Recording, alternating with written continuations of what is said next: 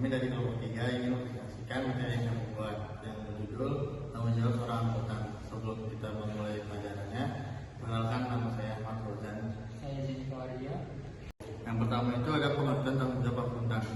Tanggung jawab seorang akuntan adalah kewajiban moral, profesional, dan hukum untuk melaksanakan tugas sesuai standar akuntansi dan auditing yang berlaku.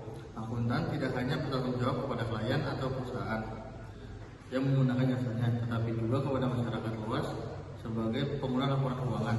Dengan kata lain, akuntan adalah pihak yang menjaga kepercayaan publik terhadap keandalan dan kebenaran informasi keuangan. Itu role lingkup tanggung jawab akuntan. Yang pertama, aspek teknis. Aspek teknis yang A itu melaksanakan audit sesuai standar audit. Yang B memastikan laporan keuangan sesuai standar akuntansi keuangan.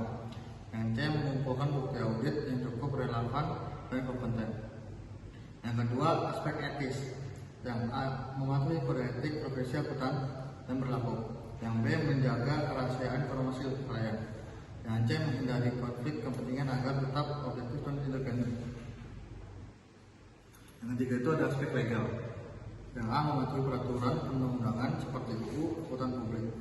Yang B bertanggung jawab secara hukum atas opini dan laporan yang dikeluarkan. Yang keempat itu ada aspek sosial. Yang A itu memberikan kontribusi kepada masyarakat melalui penyajian laporan yang jujur dan transparan. Yang B menjaga kepercayaan publik terhadap profesi akuntan. Selanjutnya itu tanggung jawab akuntan dalam proses audit. Yang pertama, perencanaan audit. Yang A itu menentukan ruang lingkup, tujuan, dan jadwal audit. Yang B mengidentifikasi risiko salah saji material pada laporan keuangan. Yang C menyusun strategi dan prosedur audit yang sesuai. Yang kedua itu pelaksanaan audit dan pengumpulan bukti. Yang A itu melaksanakan prosedur audit untuk memperoleh bukti yang cukup dan tepat. Yang B menguji dokumen, transaksi, dan sistem pengendalian internal. Yang C melakukan wawancara dan observasi bila diperlukan. Selanjutnya yang ketiga itu evaluasi temuan audit. Yang A menilai temuan audit berdasarkan standar akuntansi dan regulasi yang berlaku. Yang B mengidentifikasi adanya kecurangan atau ketidakpatuhan hukum. Yang C memberikan rekomendasi perbaikan bila ditemukan kelemahan pengendalian internal. Yang keempat itu penyusunan laporan audit. Yang A menyusun laporan audit yang jelas, tepat waktu, dan sesuai dengan fakta. Yang B memberikan opini audit yang sesuai, wajar tanpa pengecualian, wajar dengan pengecualian, tidak wajar atau menolak memberikan opini. Yang C memberikan laporan audit dapat dipahami oleh pihak-pihak yang berkepentingan. Tanggung jawab etika seorang akuntan. Yang pertama itu ada integritas, menjalankan tugas secara jujur, tidak memanipulasi data atau bukti audit, dan tidak melakukan praktik curang. Yang kedua itu ada objektivitas, mengambil keputusan tanpa dipengaruhi oleh kepentingan pribadi, hadiah, atau tekanan dari pihak yang diaudit. Yang ketiga itu ada independensi, bersikap netral dan tidak memihak kepada klien atau pihak tertentu yang dapat mengganggu penilaian profesional.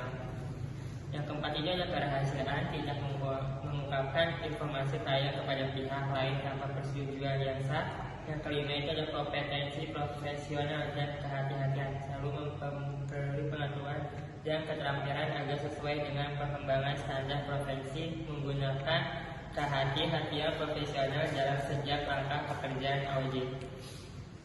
Standar profesional yang harus ditetapkan, yang pertama itu standar audit, pedoman pelaksanaan audit yang diterbitkan oleh Ikatan Akuntansi Indonesia. Yang kedua adalah standar akuntansi keuangan, acuan penyusunan laporan keuangan yang diaudit. Yang ketiga adalah kode etik profesi akuntan, aturan perilaku yang mengatur integritas, objektivitas, kerahasiaan, dan kompetensi profesional. Yang keempat adalah peraturan perundang-undangan, undang-undang akuntan publik, peraturan OJK, dan regulasi lain terkait profesi akuntan. Yang kelima itu ada sanksi organisasi profesi, teguran, pembekuan izin, atau pencabut izin praktik oleh IAI. Yang keenam itu ada sanksi hukum, tuntutan pidana atau perdata atas kelalaian, kecurangan, atau pelanggaran hukum. Yang ketujuh itu ada kerugian reputasi, kehilangnya kepercayaan publik yang klien yang dapat menghancurkan karir akuntan. Yang ke-8 itu ada denda atau ganti rugi akibat kelalaian profesional. Pentingnya tanggung jawab seorang akuntan dalam audit. Tanggung jawab akuntan bukan saja kewajiban formal, tetapi merupakan amanah untuk menjaga integritas profesi dan kepentingan publik dalam konteks audit.